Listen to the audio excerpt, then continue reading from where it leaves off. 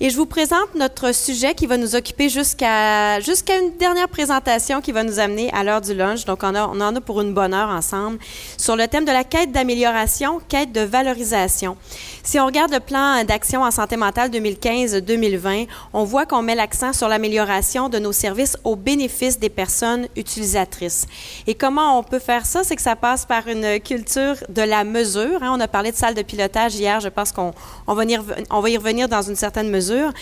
Et tout ça, ça doit s'inscrire en relation avec l'expérience de soins pour la personne utilisatrice et pour les gens qui l'entourent, les gens qui l'accompagnent également. Donc, au cours de la séance plénière qui sera suivie d'une courte période d'échange, on va vous parler de la finalité de cette approche-là d'amélioration continue, des outils qui sont mis à la disposition des acteurs en place, donc à votre disposition, et l'utilisation sur le terrain qu'on peut faire de tout ça pour bonifier l'expérience de soins. Je vous présente brièvement les gens qui, tour à tour, vont venir s'adresser à vous. D'abord, vous le connaissez bien, le docteur André Delorme, directeur à la direction de la santé mentale au M3S. Monsieur William Murray, agent de recherche à la direction de la santé mentale. Monsieur Michel Gilbert, coordonnateur au Centre national d'excellence en santé mentale.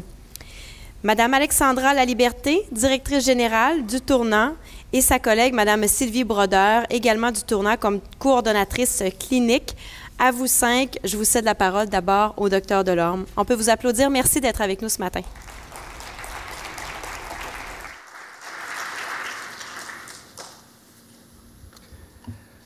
Bonjour tout le monde. On m'entend? Oui. Alors, c'est ça. Moi, je fais la mise en bouche ce matin. On va parler de quête d'amélioration et quête de valorisation. Donc, je vais juste lancer quelques idées générales. Puis, plus les présentateurs vont se suivre, plus on va comme s'en aller vers du pointu et du terrain. Mais je vais d'abord faire un détournement de présentation. Hier, lors d'un des ateliers, Marie Gagné parlait d'égalité, ce qui m'a fait réagir. D'autres personnes dans l'avant-midi avaient parlé d'égalité, puis je disais, l'égalité, là, je ne suis pas sûr que c'est le bon mot qu'on utilise. Et il y a même quelqu'un à la suite de cette intervention-là qui est venu me voir et qui a dit, je ne comprends pas que vous n'êtes pas pour l'égalité entre les patients et les... Alors, l'égalité, c'est un rapport entre individus, citoyens, égaux en droit et soumis aux mêmes obligations. Bien, ça définit un type de relation. Ça ne définit certainement pas la relation qu'il y a entre un gestionnaire et ses employés, un gestionnaire et ses partenaires, un médecin et son patient, parce qu'il y a des droits et des obligations qui viennent qualifier la relation. Par exemple, moi, comme médecin, vous pouvez vous attendre à ce que, dans mon bureau, j'ai une obligation de moyens à votre égard, et ça qualifie nécessairement la relation. Je pense que la diapo que j'ai volée à France ce matin, qui parlait de respect, d'humanisme et d'engagement, il me semble que c'est ça auquel on fait référence quand on parle d'égalité. Et donc, je fais juste le ramener pour qu'on continue notre réflexion qu'on a commencée dans l'atelier, puis je l'amène plus largement pour qu'on parle des bonnes affaires. Parce que si vous parlez d'égalité avec quelqu'un qui a une relation fiduciaire, ça ne cadre pas. Si vous parlez d'égalité avec quelqu'un qui a une imputabilité, bien, ça ne cadre pas. Mais si vous attendez à ce que quelqu'un vous respecte, soit humain avec vous et ait un engagement à votre égard, et vice-versa, parce que l'égalité, c'est dans les deux sens, bien là, je pense qu'on commence à parler de la même affaire. Fini mon détournement. Aujourd'hui, je vais vous parler de la quête que ça donne. La quête de quoi au juste? L'engagement du ministère puis l'engagement de la direction de la santé mentale là-dedans. Alors, je paraphrase un de nos premiers grands humoristes pour dire, bien, en aviation, on comprend qu'il y a toutes sortes de quêtes. Par exemple, avec la C-Series, Bombardier est à la quête d'un avion qui est plus efficient, qui est plus performant, qui est mieux adapté aux besoins du marché, qui est plus écologique. Ça va de soi, là, on comprend leur objectif. En aviation, Marie disait hier que quand elle embarque dans un avion, elle veut que le pilote ait une performance hors de tout doute parce qu'elle veut arriver à ses vacances, puis elle veut en revenir. Communication dans l'univers de l'aviation, si on n'est pas sur la même longueur d'onde, vous imaginez qu'est-ce qui se passe entre la tour de contrôle et l'avion et ses avions voisins. Parfois, la performance et sous l'ombrage de mesures impopulaires comme « il va falloir que vous payiez votre lunch pour embarquer sur l'avion ». Là, on se dit « c'est quoi, ils coupent partout ». Oui, ils coupent certainement sur le lunch, mais on espère qu'ils ne couperont pas sur l'entretien. Puis si vous êtes en train de regarder par le hublot puis que vous voyez « Jet Engine Repairs for Dummies », puis que le mécanicien est en train de faire ses dernières réparations avant le départ, là, vous êtes inquiet. Alors, vous comprenez le processus de quête d'excellence dans l'aviation. En termes d'eau potable, bien, on connaît tous les enjeux. Il y a quelques années, on entendait constamment parler des algues bleues qui venaient polluer nos eaux au point où on ne pouvait même pas se baigner dedans.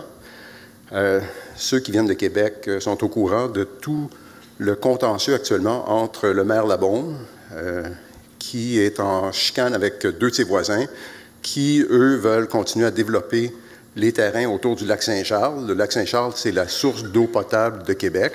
On comprend ici la quête d'une eau qui soit sécuritaire, de qualité, etc.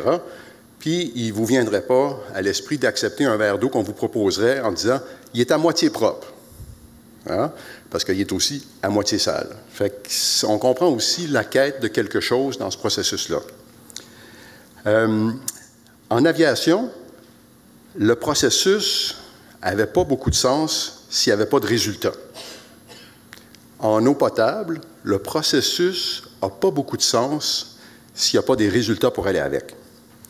En chirurgie, bien, évidemment, il y a un paquet de processus importants qui est chacun avec sa quête.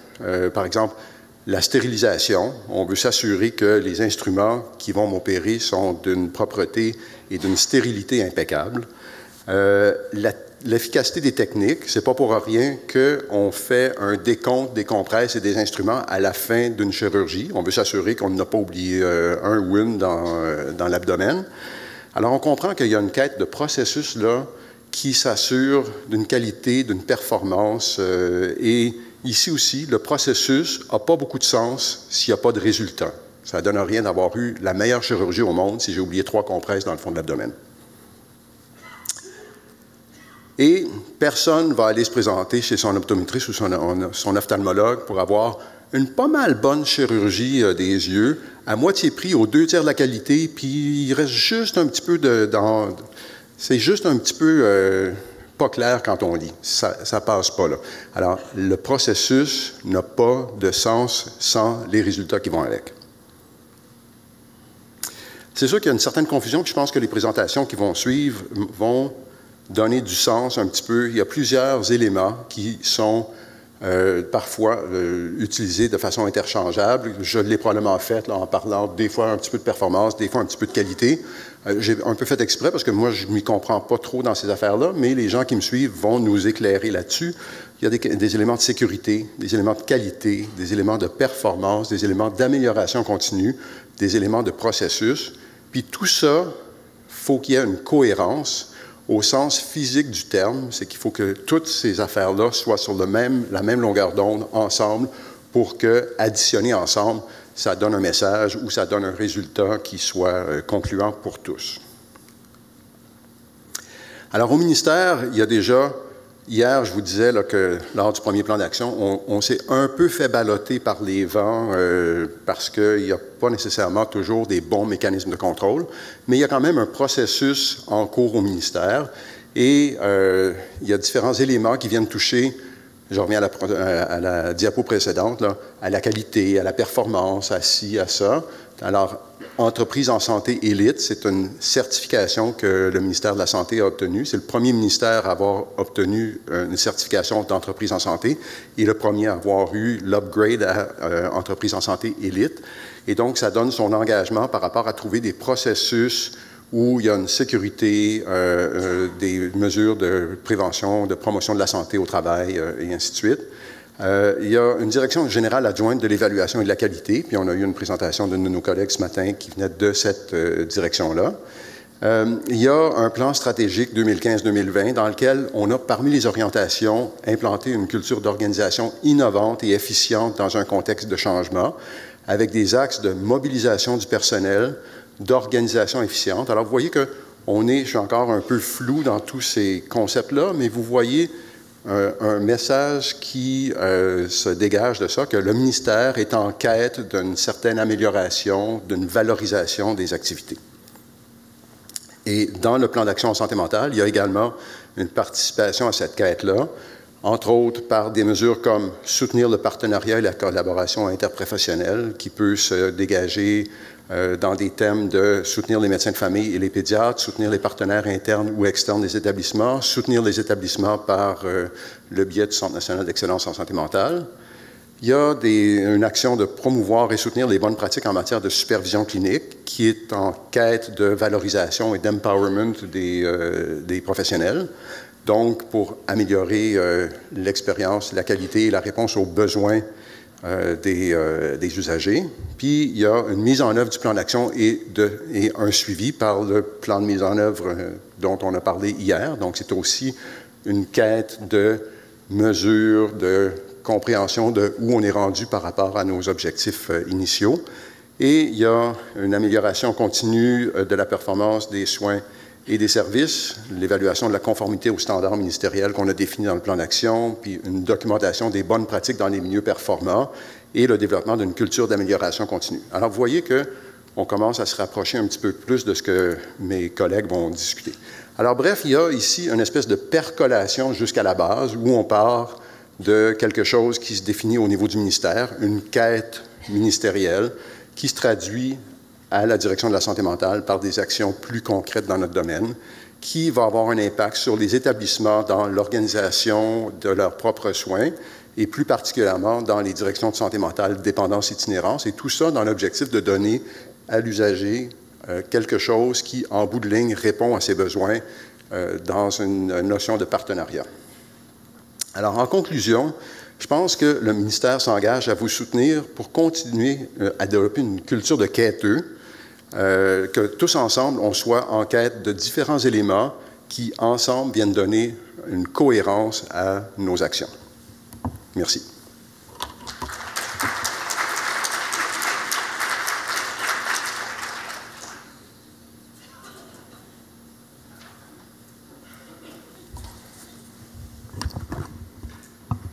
Bonjour tout le monde. Alors, ma présentation portera sur des éléments un peu plus concrets qui entourent ces notions de performance et d'amélioration continue, et j'essaie, dans ma présentation, de relier ces concepts à deux autres notions qui sont, selon moi, centrales dans notre organisation de services, qui sont l'empowerment et la valorisation. Ça ne semble pas aller toujours ensemble nécessairement, ces concepts-là, et si je n'ai pas réussi à les relier dans votre cerveau d'ici la fin de ma présentation, j'ai complètement échoué. D'accord?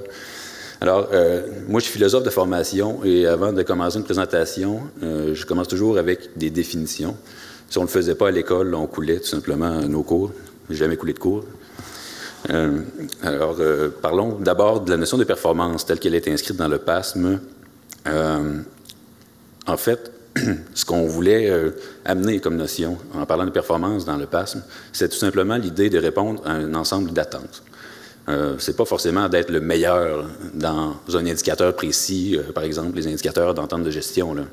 Si un directeur m'arrive avec ça, il va falloir qu'on discute. D'accord? Et non, c'est plutôt répondre à un ensemble d'attentes. C'est un ensemble cohérent d'exigences qui font en sorte que notre organisation répond vraiment à ce qui est attendu normalement selon un certain nombre de standards, un certain nombre de principes, un certain nombre d'actions qui sont attendues de la population ou du gouvernement de façon plus large.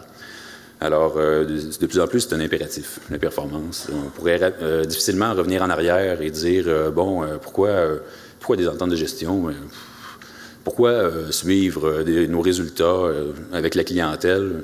Je ne sais pas si on peut vraiment se payer ce luxe-là dans nos organisations qui sont de plus en plus pressurisées sur le plan des ressources, on s'entend. Les besoins augmentent, tout le monde le sait, tout le monde l'admet. Maintenant, la notion d'amélioration continue, le mot-clé dans ma définition, c'est culture. C'est une culture, c'est une façon de travailler. C'est une façon, ça fait écho un peu à ce qu'on entendait plus tôt ce matin. C'est vraiment une façon d'intégrer à même nos activités courantes une certaine compréhension de la performance et systématiser cette compréhension de la performance. Ça se fait pas n'importe comment, ça se fait avec des méthodes précises, avec des outils précis. Donc, il faut quand même être structuré dans ça. Et au centre, ce qu'on dit dans le plan d'action, en lien avec ces deux notions-là, c'est qu'au centre, c'est toujours la personne utilisatrice qui doit être considérée. Moi, j'aurais enlevé peut-être, avec ce que j'ai entendu depuis hier, utilisatrice, j'aurais tout simplement gardé personne, en fait. La personne dans son intégralité, elle est à considérer dans chacune des actions qui se relient à ces notions-là. La culture de la mesure et de la performance, de l'amélioration continue, c'est un peu linéaire selon moi. Là, c'est une évolution linéaire dans l'histoire, mais ça vient pas de n'importe où.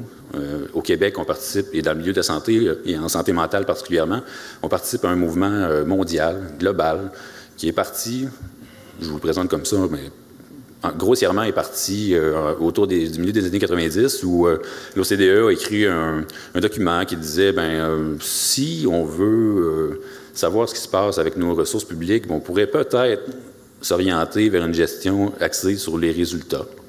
On s'est arrêté là. La notion s'est arrêtée là. C'était très vague à l'époque. Et au Québec, il y a eu des échos de ça.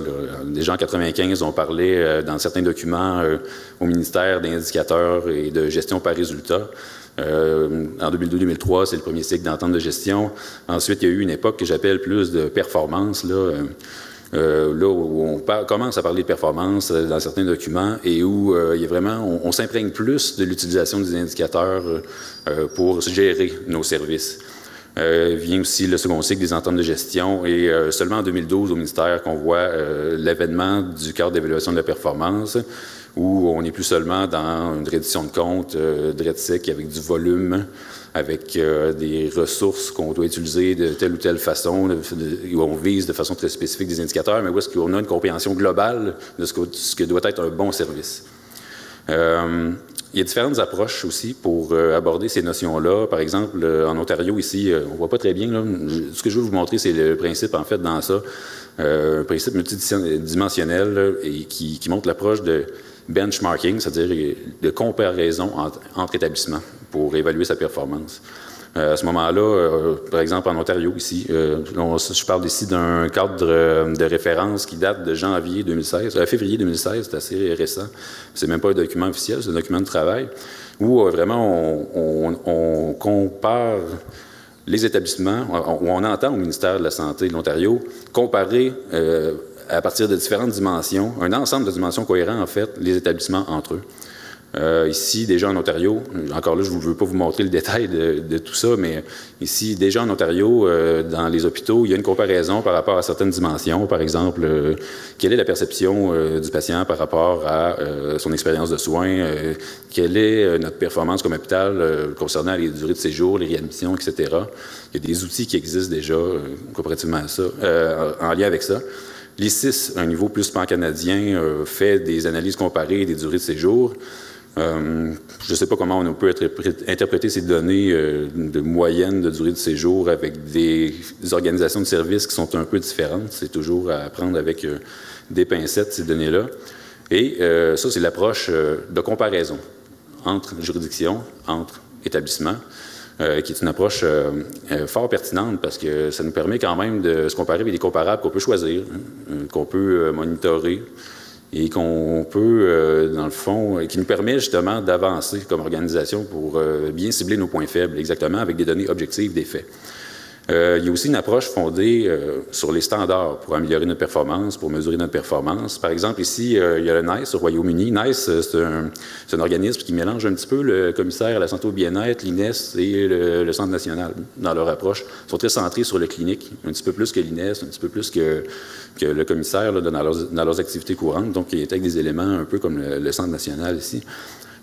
En santé mentale, NICE sont allés très loin pour la définition de standards. Par exemple, ici, on a l'accès aux soins, l'évaluation, les soins dans la communauté, les soins hospitaliers et le transfert entre milieux, où on a vraiment défini des standards très précis et où on a un système d'audit pour chacune de ces dimensions-là, où on peut, comme organisation, se mesurer nous-mêmes dans l'atteinte de ces standards-là. Mais il y a aussi un système d'audit plus élaboré où on va vraiment avec des gens qui soutiennent l'organisation du service, des gens de NICE qui vont sur place aussi, qui vont un peu questionner les pratiques directement. Tout ça quand on regarde ce qui se passe dans d'autres juridictions, là, et surtout les Britanniques qui sont très avancés, il y a vraiment une approche de plus en plus qui est centrée sur l'expérience patient.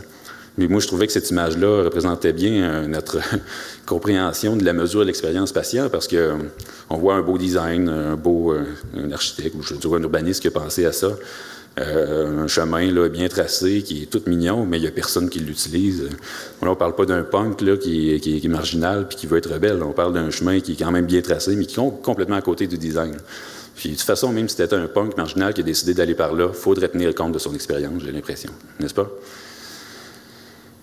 Il y a différents outils de mesure de l'expérience patient desquels on pourrait s'inspirer au Québec éventuellement. Par exemple, encore les Britanniques, avec le NHS qui, depuis 2002, a un questionnaire de 50 items basé sur le web, mais qui est aussi papier. Il y a différentes façons de répondre au questionnaire qui permet, en santé mentale, d'aller chercher quelle était son expérience, quelle était l'expérience du patient, l'expérience de la personne, en fait, par rapport à différentes dimensions. Et là, j'ai sorti un exemple d'une page du questionnaire où on demande à la personne, bien, est-ce que vous avez été renseigné sur les possibilités de soins? Est-ce que vous avez consenti aux soins? Est-ce que vos soins, selon vous, ont été bien organisés? Ça, c'est une seule page. Imaginez les 50 items, comment c'est parlant pour une organisation d'avoir cette information-là pour améliorer sa performance, justement. L'ICIS, au niveau canadien, a un peu l'équivalent, mais pour l'expérience hospitalière seulement et pas seulement en santé mentale, mais c'est quand même les mêmes dimensions qui sont concernées. Tout récemment, en Ontario, ils ont développé pour la santé mentale et la dépendance un outil de 40 items qui est disponible sur le web et pour tous les usagers ou les personnes qui sont passés à travers les services de santé mentale et dépendance, ils peuvent répondre à ce questionnaire-là en mode web, encore une fois, en mode papier. Ils peuvent le recevoir par la poste aussi. Par rapport à des dimensions, ils sont questionnés par rapport à des dimensions bien précises qui sont l'accès aux soins, les services eux-mêmes qui ont été reçus, la participation de la personne aux soins, le support qui a été offert, donc un peu la relation entre la personne et l'équipe soignante, l'environnement de soins, et ceux qui ont été hospitalisés aussi se font interroger sur la transition vers la maison, à la suite d'un épisode hospitalier, et l'expérience globale, qui est un item aussi validé là, dans les différents questionnaires qu'on peut voir qui concernent l'expérience patient. Il me reste combien de temps à peu près, madame? 10 minutes. Très bien, merci. Alors, tout ça qui est orienté vraiment vers ce qui se passe du point de vue de la personne utilisatrice, qui est au fait au centre de toute notre organisation, qui est au centre de toutes nos activités, bien, la mesure de ça, c'est de plus en plus utilisé. C'est un mouvement vraiment qu'on peut constater. Évidemment, les Britanniques est en avance considérablement, je crois, mais de plus en plus, les organisations au Québec aussi ont créé toutes sortes d'outils pour aller vraiment tâter le pouls de ce qui se passe du point de vue de la personne utilisatrice. Et c'est un mouvement global auquel on participe. Je veux seulement que vous preniez conscience de ça. Et je ne pense pas qu'on puisse revenir en arrière par rapport à ça. De plus en plus, on va chercher des informations pertinentes. On ne se fie plus aux indicateurs de volume, on ne se fie plus aux indicateurs de processus. On va chercher qu'est-ce qui se passe du point de vue de la personne, qui est le centre et le sens de nos activités. Le ministère ne le fait pas encore, mais ça va être, si on est logique dans notre plan d'action, on va se diriger vers ça, évidemment, éventuellement. Donc, l'intervention devient un peu un processus où c'est vraiment la personne utilisatrice qui est au centre. Évidemment, autour de ça, bien, il y a les intervenants, il y a une infrastructure, et il faut la considérer aussi dans l'analyse. Mais ce qu'on voit aussi, c'est que mesurer ça, c'est un processus continu. C'est plus une photo à un moment donné, à chaque 5 ans, avec une enquête là, où on va voir ce qui se passe pour la personne utilisatrice. C'est en continu. Donc, les gestionnaires, les intervenants peuvent avoir une rétroaction très rapidement sur ce qui se passe exactement dans leur service et de façon très détaillée. Alors, de plus en plus, on s'oriente vers une forme de, vous le savez tous, empowerment. C'est une prise de pouvoir de la personne utilisatrice d'une certaine façon pour orienter la qualité des soins. D'accord? C'est un processus continu. Donc, on arrive à cette notion, logiquement, d'amélioration continue. L'amélioration continue, qu'est-ce que c'est? Comme je disais tout à l'heure, c'est une culture. Une culture où on pourrait peut-être prendre le temps, de temps en temps, pour gagner du temps. D'accord? On voit ici ce qu'on avait dans notre formation ligne, ceinture verte du réseau. C'est un peu la première image qu'on nous fournissait, puis c'est un peu choquant. Des fois, on se sent un peu comme ceux qui poussent, là, puis on n'a pas le temps, pas le temps de réfléchir, pas le temps. J'ai en arrière avec sa roue, ça pourrait quand même peut-être contribuer à avancer éventuellement. Il faut juste regarder un petit peu en arrière. Donc, c'est de systématiser ça, l'amélioration continue. Au ministère, on a commencé à promulguer l'amélioration continue officiellement là, en 2011-2012. C'était la phase 1 des projets lignes, mais dans le réseau, déjà, il y a plusieurs organisations qui étaient déjà en mouvement, là, pour implanter l'amélioration continue. Il y avait déjà des salles de pilotage, il y avait déjà des projets qui étaient en place sous ce mode-là, que ce soit intuitivement ou que ce soit de façon très structurée, avec les modèles américains comme TEDACare, qui est un peu la mecque de l'amélioration continue dans le milieu de la santé. Moi, je crois que c'est quand même une suite logique des époques dont je vous parlais tout à l'heure, où on parlait tout simplement d'indicateurs. Moi, quand je suis arrivé au ministère en 2002, on m'a demandé de développer des indicateurs. J'étais dans le programme SAPA, à l'époque, c'était le programme personnes âgées, puis mon boss m'a dit « développe des indicateurs ». Ah bon, c'est quand même...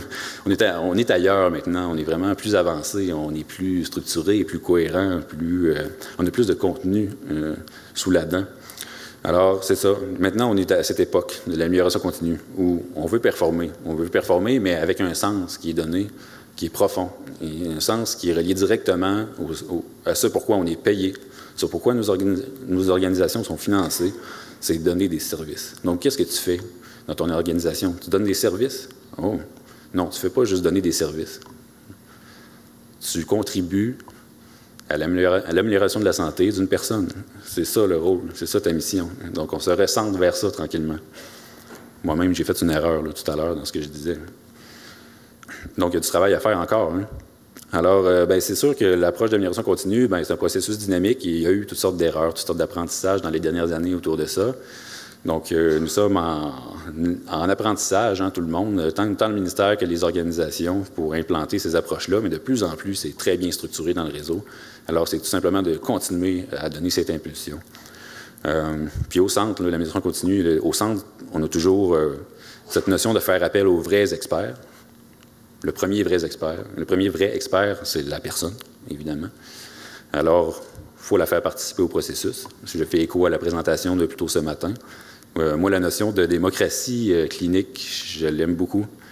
La notion de démocratie sanitaire, je l'aime encore plus parce que c'est encore plus englobant. Donc, je crois que je vais l'utiliser à l'avenir dans mes présentations et dans mes documents maintenant que c'est consacré. J'ai déjà pensé l'utiliser, mais je ne savais pas que j'avais le droit. Donc, maintenant, j'ai le droit. Merci beaucoup. Et évidemment, il faut impliquer tous les acteurs impliqués dans les processus en amélioration continue. Donc, ce n'est pas seulement nécessairement l'usager, bien qu'il soit central. Il y a l'intervenant qui est un acteur clé. Alors, tout ça, ce processus-là, quand on résout nos problèmes pour être plus performants, c'est un levier, je crois, en fait, dans l'empowerment pour les usagers, ça c'est certain, pour les personnes utilisatrices. Mais c'est aussi un levier, je crois, avec la recherche du consensus pour trouver des solutions, être plus performants, de valorisation pour les intervenants qui ont tellement besoin d'un sens à leur travail. Alors, on implique tous ces gens-là. Il ne faut pas oublier la dimension souvent parallèle de la structure et de l'organisation médicale.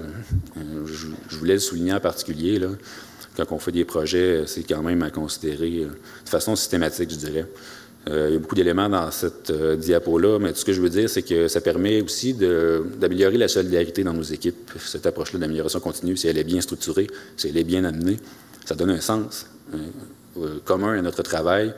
Ça nous permet de nous organiser autour d'objectifs centraux. J'attendais une directrice là, de psychiatrie tout à l'heure qui disait on reçoit toutes sortes de demandes qui sont de nature plus politique, et là, on ne sait plus trop là, à quoi on doit répondre en premier, puis on est toujours surchargé. Normalement, une démarche structurée d'amélioration continue nous permet de bien connaître quel est notre vrai nord. Donc, on se recentre là-dessus, on travaille là-dessus, et on est supposé à ce moment-là c'est supposé avoir pour séquelle d'avoir une meilleure performance, puis baisser un petit peu la pression politique associée aux différentes demandes. Si on peut bien vendre la démarche à l'appareil politique, évidemment, au conseil d'administration ou à tous les groupes avec qui on fait affaire. Il y a des points de ralliement pour organiser l'amélioration continue dans notre réseau en santé mentale. Il y a évidemment les standards du plan d'action auquel faisait allusion le Dr Delhomme tout à l'heure. Il y a aussi des données probantes qui sont quand même assez nombreuses en santé mentale. Et on a aussi une infrastructure qui est le Centre national, qui est un levier puissant pour vos organisations, pour se questionner par rapport à ces standards-là et se poser les bonnes questions, en fait, et amorcer des projets d'amélioration continue.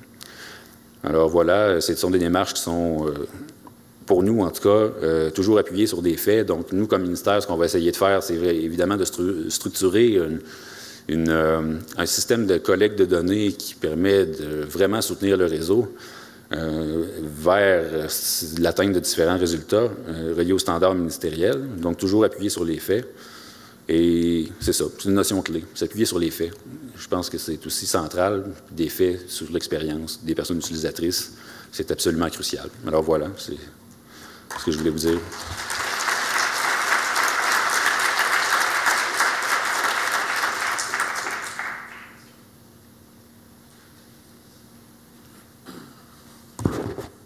Alors, bonjour tout le monde, Michel Gilbert du Centre national. Avant de commencer la présentation, je voulais faire une petite introduction. En fait, l'idée même de cette présentation-là, et j'espère, en fait, je veux m'assurer que je passe le message. L'idée même de cette présentation-là est partie je suis toujours en train de dire un fantasme, mais d'une idée de base en se disant, il serait intéressant qu'on puisse, au sortir d'un atelier comme on va faire, comme on fait actuellement, vous inspirer, qu'on puisse sortir du cadre où on est toujours en train de gérer du volume, des indicateurs de gestion, et quand on arrive avec une notion de se mesurer, ça nous fait peur et ça nous horripile. C'est un peu ça qu'on veut vous amener comme réflexion, que l'évaluation qu'on fait de notre pratique, ça a une valeur ajoutée, puis ultimement, c'est la personne qui reçoit le service. Alors, je voulais juste faire cette introduction-là. Évidemment, je voulais prendre quelques minutes juste pour vous expliquer, pour certains qui savent moins c'est quoi le Centre national, prendre quelques minutes là-dessus. Bien évidemment, le Centre national existe depuis 2008 à l'initiative du Dr Delhomme qui visait essentiellement à l'époque de soutenir l'implantation des équipes de suivi intensif. Mais le rôle entier en soi du Centre national, c'est vraiment de jouer un rôle de leadership en termes de déploiement des meilleures pratiques cliniques sur l'ensemble du réseau. Et d'ailleurs, le plan d'action qu'on a maintenant en main nous permet, en fait, va permettre au Centre national d'étendre son mandat là, sur l'ensemble du continuum, incluant la santé mentale jeunesse, aller jusqu'à aux services spécialisés de deuxième ligne. On a une équipe de conseillers. Bon, dans l'acétate, dans la diapo, on parle d'une équipe multidisciplinaire d'experts. Le mot expert, je le souligne juste pour mentionner au passage que l'ensemble des conseillers qui travaillent au centre, ce sont tous des gens qui sont en prêt de service. Donc, on est allé chercher les gens sur la base d'une expertise qu'ils ont personnellement, professionnellement et qui peut contribuer au réseau. Alors, on est tous, moi inclus, en prêt de service au Centre national. Alors, il n'y a pas de permanence là, à cet endroit-là. Mais alors, je voulais quand même souligner la notion d'expertise, et non pas l'expert, mais l'expertise, qui est dédié finalement à supporter le réseau, comme je le mentionne. Bon, rapidement, les trois volets, suivi intensif, le suivi intensité variable, le volet première ligne depuis janvier 2012, et comme je le mentionnais, le volet santé mentale jeunesse qui va s'introduire graduellement, et aussi toute l'expertise à développer et à soutenir autour des services spécialisés. Rapidement, notre équipe, 6 conseillers, 2 conseillers par volet, qui ont des assignations territoriales du Québec en entier. On a une agente administrative, des agents de recherche et nos chercheurs associés là, qui va changer ensemble, pas qui va changer, mais qui va se compléter parce qu'à l'émergence du Centre national, il y avait Dr Lesage et Dr Latimer, mais il va se greffer aussi d'autres chercheurs associés, considérant déjà, on a déjà des collaborations avec d'autres chercheurs. Alors ça, c'était la base du Centre national. J'avais le goût avant de vous quand même vous situer qu'est-ce qui se passe au Québec rapidement. Juste pour vous dire, on en est où dans nos pratiques par rapport à ces 3 volets-là. Au suivi intensif, on a actuellement au Québec 48 équipes. Puis une équipe, pour nous, c'est minimum 5 équivalents temps complet, des ETC. Alors, en bas de ça, on ne parle pas d'équipe. Alors, on a actuellement au Québec 48 équipes SIM. Et je trouvais important de vous mentionner les défis qu'on constate au plan provincial auprès de ces équipes-là. Vous allez voir un peu, notre rôle, c'est de voir le déploiement des meilleures pratiques, mais on constate des enjeux. Alors, je voulais vous les mentionner rapidement, particulièrement au niveau des processus systématiques de révision du requis. En ce sens que quand le modèle du suivi intensif est apparu, du modèle américain, on travaillait beaucoup avec une clientèle qui était dans des processus asilaires, longuement hospitalisés. Et le modèle nous disait, quand les gens rentraient au suivi intensif, on n'en sortait plus. Alors, je veux quand même mentionner qu'on n'est plus là. Hier, je le mentionnais dans une présentation, mais on n'est plus dans cette dynamique-là. Alors, on doit et on peut sortir du suivi intensif. Alors, il y a un enjeu au Québec actuellement où on doit mettre en place des processus systématiques de reviser. Est-ce que c'est encore requis cliniquement que cette personne-là ait cette mesure-là? Alors, il y a un enjeu là-dessus. Les plans d'intervention qui soutiennent les forces, l'arrimage avec nos équipes SIV, du soutien intensité variable, qu'on puisse, si on veut sortir du SIV, ce n'est pas tout le monde qui a besoin d'avoir une autre mesure d'intensité faible, mais ceux pour qui c'est requis, il y a des arrimages qui sont à améliorer en ce sens-là. Nos psychiatres assignés à nos équipes, ça s'est de beaucoup amélioré, mais il y a encore quelques endroits où on n'a pas toujours la contribution d'un psychiatre désigné à l'équipe. Des spécialistes formés dans nos équipes, SIM, spécialistes à l'emploi, spécialistes en toxicomanie et spécialistes père aidant. Et ça, on a beaucoup de joueurs qui sont dans nos équipes, mais qui n'ont peut-être pas nécessairement une désignation formelle et un temps attitré pour ça. Des interventions orientées soutenant leur établissement et des compétences en intervention cognitivo-comportementale, approche par les forces, entretien motivationnel. Je vais vite là parce que je veux quand même... À chacun des volets, je vais vous présenter des indicateurs de performance. Moi, je disais à mes collègues, à mes conseillers au centre, je disais... C'est bien beau notre job, c'est de faire en sorte que nos équipes s'améliorent en termes de pratique, mais il faut bien savoir si le Centre national fait aussi ce job-là. Si le Dr Barrette me pose la question, coudonc, le Centre national, ça sert-tu à quelque chose, ça, dans les autres? Fait qu'on a fait une réflexion dans l'équipe. On s'est dit, quels seraient les indicateurs de performance pour nous? Si on les suit un peu plus, on devrait imaginer, sans dire qu'on prend tout l'impact, en fait, là, c'est mal dit, mais nos équipes devraient avoir une amélioration au niveau de leur processus de réadaptation puis de rétablissement de la personne. Alors, au niveau de chacun des volets, on s'est dit, si nos équipes de suivi intensif améliorent leur performance en termes d'avoir un haut niveau de fidélité, parce qu'il y a une mesure d'évaluation qu'on a, et on a un outil pour ça, d'avoir des spécialistes formés dans nos équipes, d'avoir un psychiatre, d'avoir un père aidant, et d'avoir des plans d'intervention avec des critères qualitatifs, on devrait se compter que si ça s'améliore, il va y avoir un impact sur les services. Rapidement, le volet du soutien d'intensité variable au Québec, on a 112 équipes, dont 24 sont sous le mandat de partenaires communautaires. Nos défis, actuellement au Québec, plan d'intervention, on est à peu près à 60% de plans d'intervention complétés dans nos équipes. On n'a pas regardé la qualité. Alors, il y a un enjeu majeur d'avoir une intervention qui est structurée, qui est pensée, qui est faite aussi avec la personne, mais il y a un enjeu important. La fréquence des contacts, on va en parler plus tard, mais il y a un enjeu autour de cette fréquence-là qui est un peu comme installée de façon statutaire, mais qui n'est pas nécessairement appuyée du requis clinique. Groupe d'âge, nos jeunes sont peu présents dans nos cohortes. On a beaucoup aussi de personnes de la cohorte de 51 ans et plus. Ça nous parle ou ça nous questionne par rapport aux arrimages, entre autres avec les programmes premier épisode particulièrement. Nos équipes sont souvent en fonctionné. Encore là, je vous le dis, là, c'est vraiment en généralité. Là, il y a des très bonnes équipes, mais de façon générale, il y a des enjeux particuliers autour de l'isolement des équipes, un peu à répondre à l'ensemble des besoins, à être pas beaucoup en interface avec la communauté. La durée des épisodes de service, de soins, appelez-le comme vous le voulez, parfois les épisodes, ce qu'on constate, c'est assez long. Et à la limite, on peut questionner l'impact que ça a sur le processus de rétablissement. Si moi, je considère que je te donne des services, mais je ne te donne pas d'opportunité de développer des compétences, alors il y a quelque chose autour de cet enjeu-là. Et ça, c'est majeur, que ce soit au suivi intensif, au SIV ou en première ligne, on mesure peu l'impact de nos interventions. Les indicateurs de performance qu'on s'est donnés, nous, à suivre, évidemment, d'avoir un plan d'intervention, ce qui est 100% des plans d'intervention dans les dossiers. La fréquence des suivis et la coordination des services. Si on améliore ces éléments-là, il devrait avoir un impact forcément sur les services. Au niveau du volet première ligne, je termine avec ce volet-là. On est en lien avec l'ensemble des réseaux locaux de services. Les principaux défis qu'on observe actuellement, c'est l'accessibilité. Vous le savez tous, il y a des listes d'attente partout. Et c'est d'ailleurs un des premiers motifs de consultation quand on nous appelle. Michel, on peut-tu avoir une appréciation, une lecture avec les conseillers parce qu'on aimerait comprendre comment on peut faire autrement.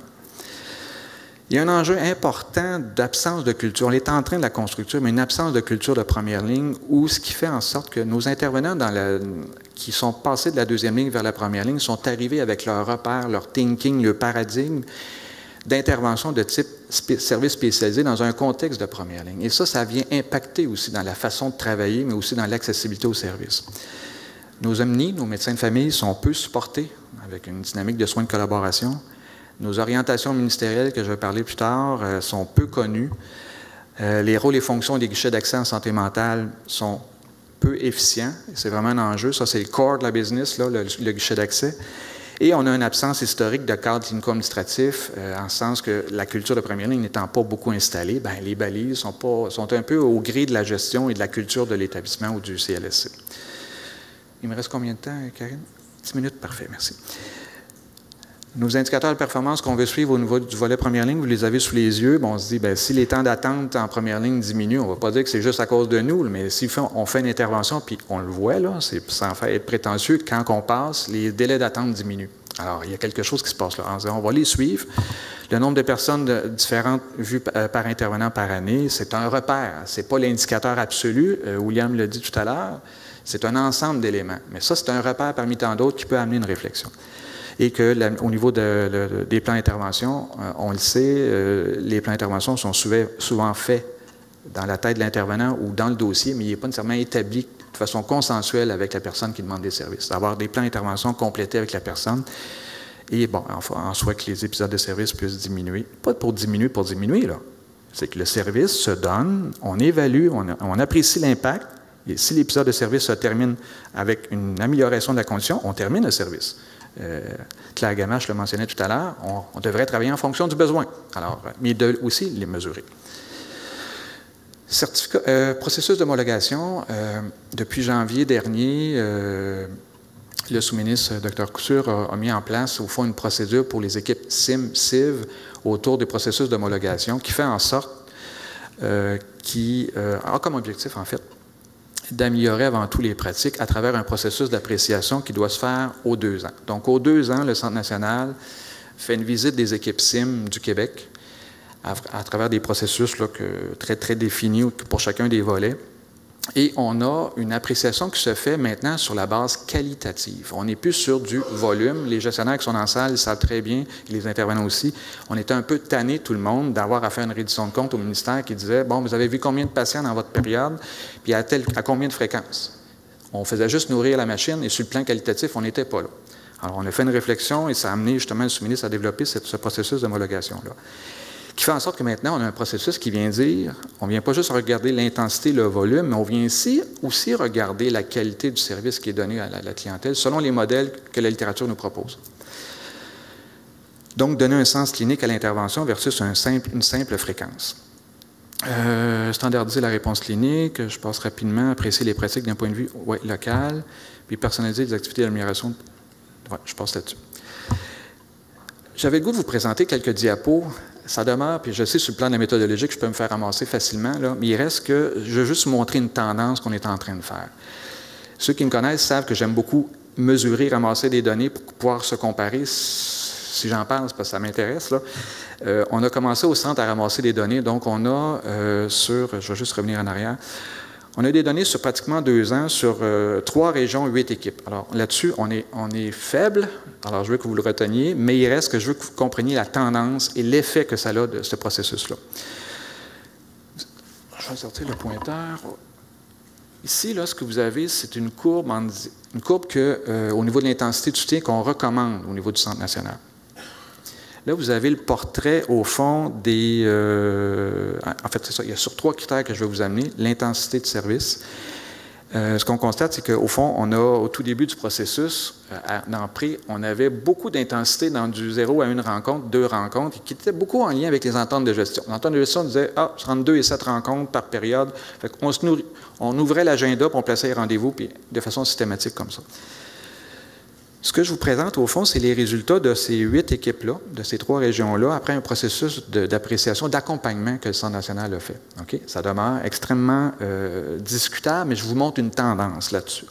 Et là, vous avez, au fond, poste en vert, le changement qui est en train de se faire à travers ce processus-là, cette démarche-là, au niveau de l'intensité de service. Parce qu'on a, dans le processus, on a questionné l'intensité de service on a amené l'équipe à réfléchir là-dessus. On n'est pas arrivé à dire c'est du top-down, ainsi que vous devez faire ça comme ça. On a réfléchi avec l'équipe. Vous avez les données au niveau provincial, parce qu'on collige aussi les données, puis à chaque fois qu'on fait un rapport d'appréciation, on permet à l'équipe de se comparer par rapport au Québec. Pas en termes de normes ministérielles, mais on est-tu en écart? Fait que vous avez les données au niveau de l'intensité, au niveau provincial là-dessus.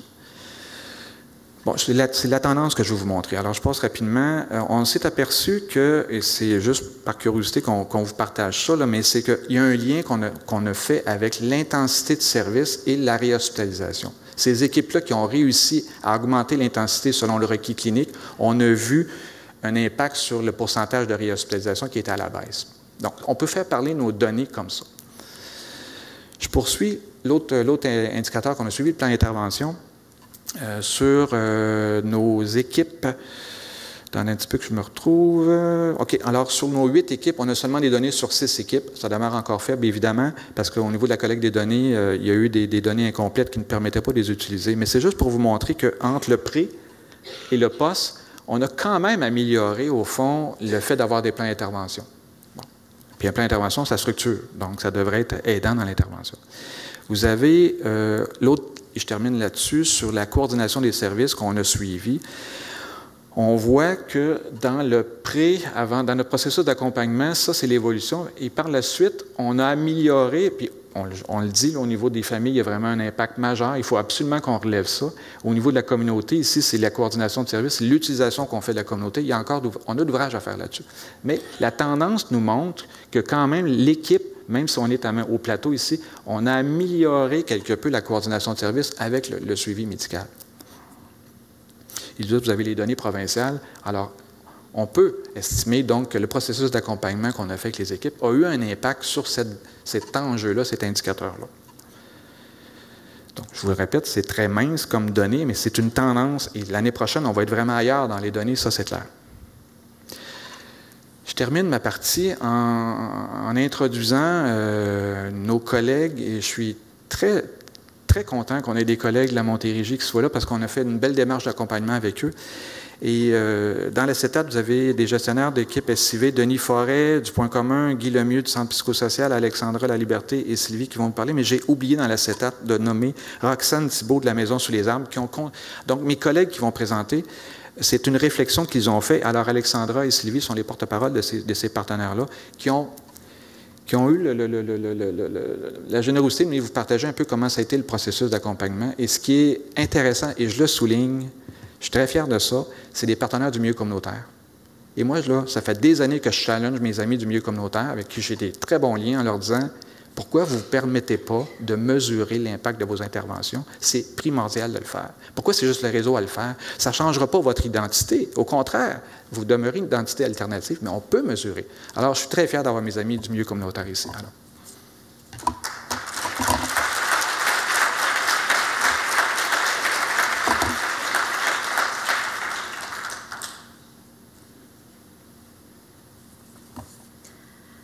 Bonjour, je m'appelle Alexandra La Liberté, je suis directrice générale du Tournant et je suis accompagnée de Sylvie Brodeur qui est la coordonnatrice clinique. Je tenais à ce que la coordonnatrice clinique soit ici aujourd'hui avec nous pour amener la réalité terrain de la pratique SIV. Donc, un petit historique de qu'est-ce que c'est le Tournant. Le Tournant est un centre de crise et un centre également de prévention du suicide avec un mandat de réadaptation qui a plus de 30 ans de soutien. Et on travaille autant avec les différentes crises, qui soient des crises psychosociales, psychotraumatiques, psychopathologiques, qu'avec le rétablissement des personnes. L'individu est toujours au cœur de nos différents services, donc ce qui fait qu'on a un beau continuum de services et qui nous a amenés à nous inscrire dans la pratique SIV et de développer notre première entente de service en 2009.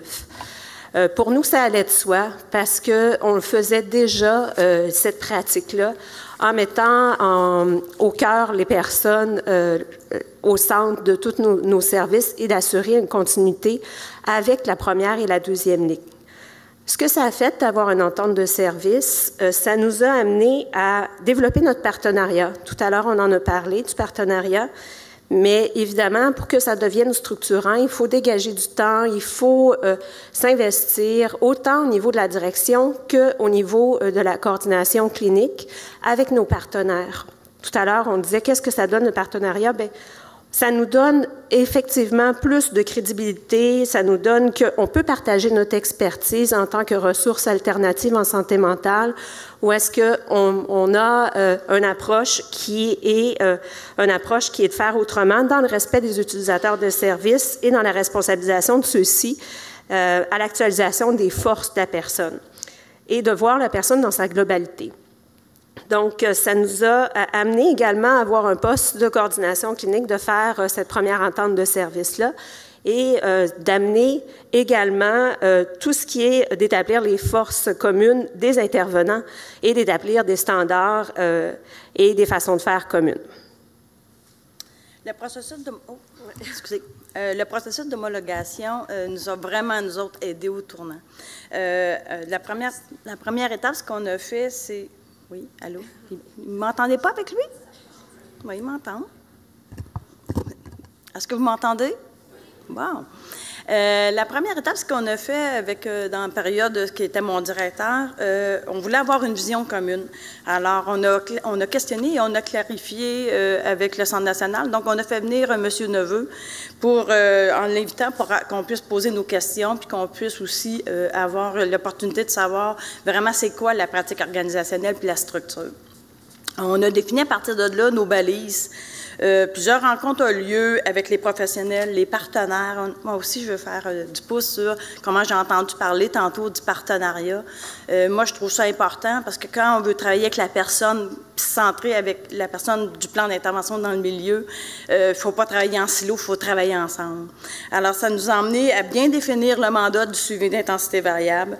Une, entre autres, que même on a invité M. Neveu parce qu'on couvre 3 territoires, on a invité aussi M. Neveu à rencontrer le C3S, les gestionnaires, pour qu'ils puissent faire une courte présentation. C'est quoi le suivi intensité variable? C'est quoi la pratique? Pour faire une courte présentation. Alors, le responsable, dans l'objectif d'avoir une vision commune et surtout un langage commun rapport à la pratique et l'organisation. On s'est imprégné du modèle, de la théorie, de la pratique et de la qualité. Quand on dit tantôt, j'entendais aussi de dire comment c'est important qu'on veut bien pratiquer avoir une pratique du Centre national, mais en même temps, il faut y croire. Et quand je parle du mot imprégné, c'est ce que j'ai travaillé avec mes équipes, c'est vraiment échanger sur la pratique, se remettre en question pour pouvoir comment on pouvait davantage aider mieux la personne au centre. On s'est recentré aussi sur la clientèle visée. On s'est basé sur les critères de pratique organisationnelle pour rejoindre notre clientèle cible. On a remis en question les durées des suivis. J'entendais tantôt aussi au niveau de l'intensité, au niveau de la quantité aussi des suivis, qu'on parle de 2 à 7 rencontres. J'ai aimé aussi entendre, c'est pas nécessairement de s'arrêter qu'il faut absolument j'y aille de 2 à 7 fois pour arriver à rentrer dans des statistiques, mais plutôt se centrer sur le besoin de la personne, combien de fois lui a besoin pour qu'on puisse l'accompagner dans son rétablissement. Aussi, avec certains, aussi l'impact qu'il y a eu, c'est que dans certains suivis, où ce qu'ils sont habitués de faire, je veux vraiment nommer, où on avait une tendance à être dans le maintien, que plutôt dans le processus de rétablissement, mais les gens étaient rendus habitués aussi, les personnes disaient « Mon Dieu, ton heure n'est pas finie, comment ça fait que tu t'en vas? » Mais je vais revenir une autre fois. Alors, c'est ça qu'il y a eu comme gros changement, autant pour la personne qu'autant que pour les intervenants de s'adapter. On a évalué aussi la performance et les compétences de nos professionnels, nos intervenants. Ce qui est vraiment avantageux aussi, c'est qu'à 2 reprises, même plus que ça, avec des échanges avec le Centre national qui est M. Neveu, amener nous rencontrer pour du soutien, nous accompagner, qu'on s'est questionné pour évaluer nos pratiques organisationnelles dans l'objectif de faire mieux et toujours mieux. Suite à ça, dans l'impact sur les pratiques cliniques, on a eu à se questionner aussi au niveau qu'on faisait des réunions d'équipe qu'on appelle, avec plus d'organisation que de cliniques. Là, on a transformé mes rencontres en supervision de groupe. Et vu que je fais affaire avec quand même un gros territoire, on a quand même 3 territoires, nous autres, au tournant, on a eu aussi à s'adapter avec des territoires, avec des mentalités différentes. Aussi, entre autres, on a eu, avec le Centre national, vu qu'on a eu le SIV, on a eu aussi à ouvrir un point de service dans un des territoires pour être présent et d'être dans le milieu. Plusieurs suivis individuels et accompagnement dans la communauté ont eu lieu, donc au niveau beaucoup de coaching, d'accompagnement On a aussi fait un formulaire de référence, justement. On s'est inspiré de plusieurs formulaires, encore une fois. Quand on parle du soutien du Centre national, je tiens énormément à le nommer, parce que M. Neveu a toujours été disponible. C'est par téléphone, par courriel. On lui a demandé des outils parce qu'on questionnait notre formulaire de référence. Et après qu'il nous ait envoyé plusieurs formulaires, on s'est installé encore en équipe. Gros travail, moi, quand on parle tantôt, j'entendais nommer comment c'est important que tout le monde participe. On a regardé, puis on s'est bâti justement un formulaire pour les critères d'admissibilité. Puis l'objectif était qu'il y ait le moins possible d'ambiguïté sur la pratique et les critères. On a fait aussi un outil commun pour les intervenants, un outil aussi qu'on s'est basé sur les évaluations, à partir de là encore surtout sur la pratique. Alors, on a travaillé ensemble en équipe pour faire un outil d'évaluation, autant par téléphone, pour arriver aussi qu'on puisse vraiment répondre à la bonne clientèle du suivi intensité variable. J'ai aussi fait des suivis, j'ai instauré des suivis, faire du suivi individuel, du suivi aussi pour accompagner l'intervenante au niveau la charge de cas, au niveau du ratio aussi, du suivi. J'entendais tantôt aussi des épisodes. On était aussi, nous autres aussi, dans un maintien qui disait qu'on pouvait suivre la personne un 5-10 ans au lieu de plus tôt aller dans des épisodes de service. Alors, on a travaillé aussi à transformer cette culture-là. Le roulement aussi, justement, pour l'individu. On est parti aussi, c'est ça, d'un minimum de suivi une fois semaine à travailler dans une intensité pour aller vers l'objectif et puis le plan de rétablissement, surtout de la personne. En fait, c'était tous les résultats de notre premier processus d'homologation qui a eu lieu il y a 2 ans. Le processus d'homologation, ça nous a donné beaucoup d'occasions, autant pour la direction que la coordination clinique, de mesurer la portée de nos services, mais aussi d'avoir un sens à notre travail qu'on a réalisé. Ça nous a permis de faire une réflexion, de se questionner sur notre pratique, autant clinique qu'organisationnelle, que de mettre en place des pratiques cohérentes dans notre panier de services. Dans le fond, le processus d'homologation, c'est aux 2 ans. Je veux juste vous dire qu'on a tellement aimé le processus puis être en lien avec la façon d'améliorer nos services que la semaine dernière, on a demandé nous-mêmes d'être homologués. Donc, on a, nous, le tournant et la maison sous les arbres, on a fait le processus parce que pour nous, c'est l'homologation, c'est comme entretenir notre gazon. Hein? On a du gazon. Des fois, il faut le couper. Des fois, il faut ressemer. Puis des fois, il faut complètement l'enlever pour le changer. Donc, ça nous permet de bien d'être dans un processus continu, puis d'être dans un processus également où est-ce qu'on peut valoriser les bons coups et avoir de vraiment prendre avantage de la mesure. Et pas juste la mesure pour dire « t'as bien fait ou t'as pas bien fait », mais c'est également pour partager nos succès, d'apprendre de nos erreurs, de mieux cibler nos efforts. Donc, au lieu de travailler sur un aspect qui n'est pas nécessaire de travailler, bien, ça nous permet de mieux le cibler. Et ça nous permet également là, de gagner en reconnaissance et nos intervenants gagnent également en reconnaissance et gagnent en autonomie et en confiance, autant de la part de la direction que de la part des partenaires. C'est, en fin de compte, c'est un modèle de référence qui nous permet de mieux se présenter nos services, de mieux présenter pour que nos services soient plus cohérents et qu'ils soient dans un continuum avec nos partenaires et que la qualité des relations soit au même niveau avec une vision commune. Les avantages.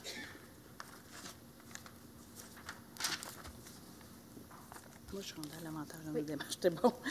Nos avantages au niveau de la démarche, plus spécifiquement sur l'instauration d'une amélioration continue, nous aide notamment à revoir les pratiques cliniques, les activités qui ne contribuent pas à améliorer les situations bio-psychosociales de la personne utilisatrice de services, mais à mettre en contribution et mobiliser les différents acteurs. On en a beaucoup entendu parler tantôt, et intervenants qui prennent part au processus. À mesure que les résultats des changements apportés, c'est quand nous avons changé la pratique, le fait d'être appuyé par le Centre national, cela nous a apporté une autre dimension à notre reconnaissance. En travaillant en partenariat et d'être moins en silo, nous avons apporté une cohérence de pratique et ainsi être centrés sur la personne. Même à mobiliser et à faire bouger les intervenants qui participent au processus de soins et de services en reconnaissant l'importance de la contribution de chacune à l'intérieur du processus. On s'est énormément travaillé avec les partenaires et c'est ça, ce que je trouve important, c'est de nommer, c'est le fait que le Centre national est en arrière, ça nous a emmené tellement une structure. Et oui, on peut être alternatif. On parle beaucoup de l'approche alternative en santé mentale. On parle beaucoup de l'empowerment. Et c'est dans cette pratique-là, et c'est là-dedans que le tournant et que j'ai adhéré, c'est que l'empowerment est très présente parce qu'on travaille énormément à partir de la personne, l'approche par les forces de la personne et le plan de rétablissement et le plan d'intervention de la personne. Alors, c'est pas nous autres qui roulent, qui conduisent, mais c'est eux autres, comme Nathalie Lagueux disait, c'est pas nous qui conduisons l'auto, mais c'est eux qui conduisent le véhicule. L'avantage aussi de l'autre démarche, c'est pour la clientèle, c'est d'être orienté vers les bons services. Ça aussi, c'est important parce qu'avec cette structure-là et la pratique, ça nous a permis aussi de cibler les bonnes personnes, les bons utilisateurs à qui on peut répondre à leurs besoins. D'être orienté des changements mesurables. Ça aussi, ça nous a apporté énormément des changements qui ont été maintenant mesurables. D'acquérir du pouvoir sur sa vie et mettre en action le client pour ses objectifs encore. Je reviens au niveau de ses buts à atteindre, hein, ses projets de vie. Puis utiliser pleinement les ressources offertes dans la communauté. L'utilisateur de service est maintenant au centre. Nous avons, à partir de là aussi, on a énormément travaillé avec justement des processus aussi, des tables de concertation, des plans d'intervention communs, autant les usagers ont assisté. On a travaillé aussi à des plans d'intervention. On a travaillé beaucoup avec les psychiatres aussi. Il y a eu un gros impact, nous aussi, dans la chance qu'on a en étant un centre de crise, de pouvoir justement amener la personne dans notre centre au lieu de faire une hospitalisation, puis travailler en partenariat avec le psychiatre traitant pour justement l'accompagner, qu'il n'y ait pas à avoir des... Donc, on a évité beaucoup d'hospitalisations. C'est tout. Je vous remercie.